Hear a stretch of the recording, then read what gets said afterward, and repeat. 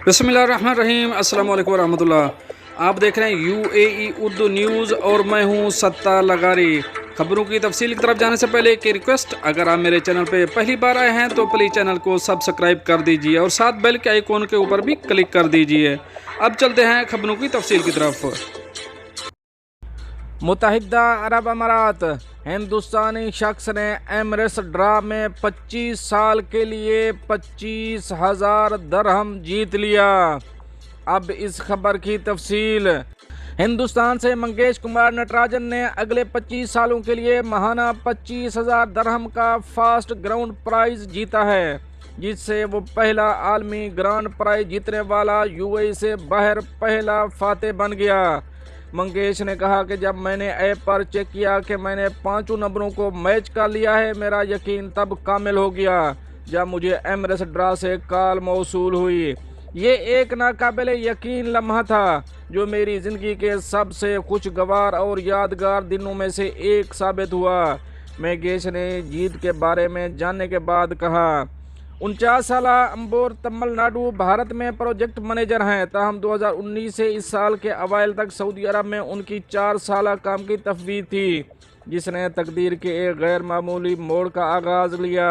Dubai के सफ़र के दौरान इसने शहर के मशहूर ड्राज के बारे में जान लिया और इनाम जीतने की उम्मीद में हिस्सा लेना शुरू किया। बिल आखिर ड्रा में इनाम का हकदार ठहरा। मंगेश अब अगले 25 सालों तक महाना 25,000 दरहम मिलते रहेंगे। अब चलेंगे अपनी नेक्स्ट अपडेट की तरफ। दुबई का नया रिकॉर्ड, दुनिया का सबसे बुलंद वॉक ट्रैक बना लिया। अब इस खबर की तफसील। मुत्तहिदा अरब अमारात दुबई में रियल एस्टेट डेवलपमेंट और मैनेजमेंट के बड़े ग्रुप वसल के रिहायशी टावर की 43वीं मंजिल पर कायम स्काई ट्रैक ने नया Guinness book of world record बनाया है। ये रिहायशी टावर अल कफाफ इलाके में शेख ज़ायद स्ट्रीट पर वाक़ है। अल इमारात अल यौम के मुताबिक ग्रुप का कहना है कि स्काई ट्रैक सतह अर्ज से 157 मीटर की बुलंदी पर वाक़ और 365 मीटर तवील वॉक ट्रैक अपनी नौइयत का मुनफरिद मनसूबा है। अपनी सेहत का ख्याल रखने वालों के लिए ये मनसूबा तजर्बा रिवायती फिटनेस जिम से मुख्तलिफ है।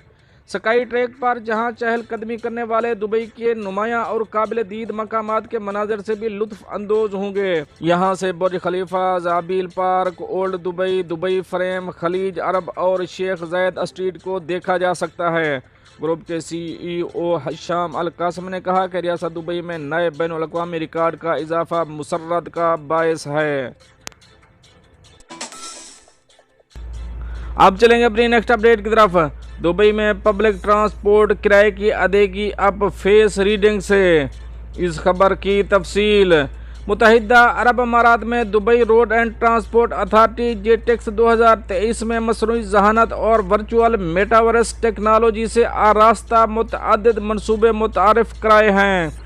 अल इमारात अल यौम के मुताबिक दुबई के रिहायशी पब्लिक ट्रांसपोर्ट सफ़र के लिए किराया फेस रीडिंग के ज़रिए अदा कर सकेंगे।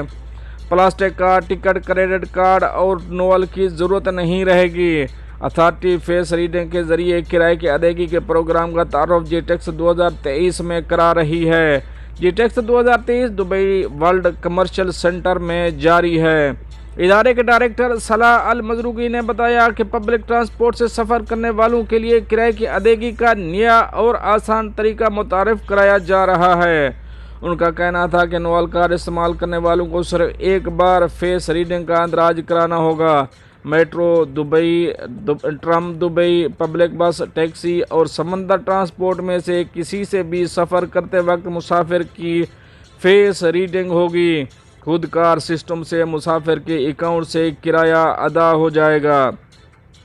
दुबई पब्लिक ट्रांसपोर्ट सिस्टम में हर शख्स का एक कार्ड होगा।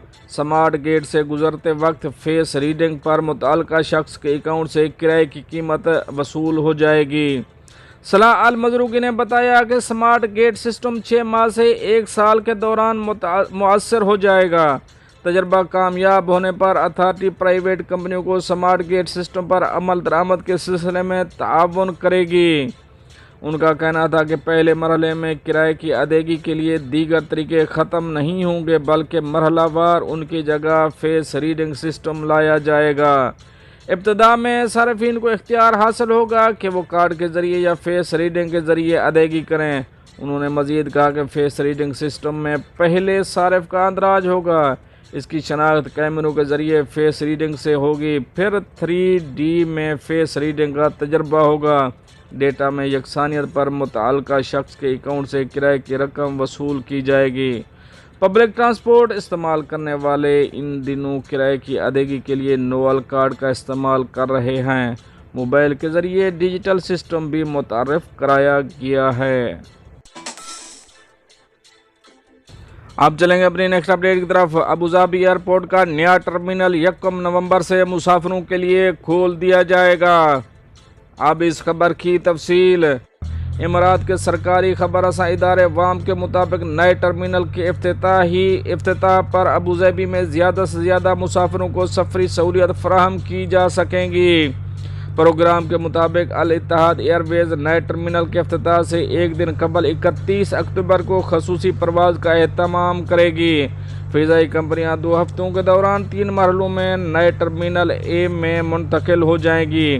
اتحاد ایئر ویز کی خصوصی پرواز کے بعد ویزا ایئر اور دیگر 15 فضائی کمپنیاں 1 نومبر سے نئی عمارت میں پروازیں آپریٹ کریں گی۔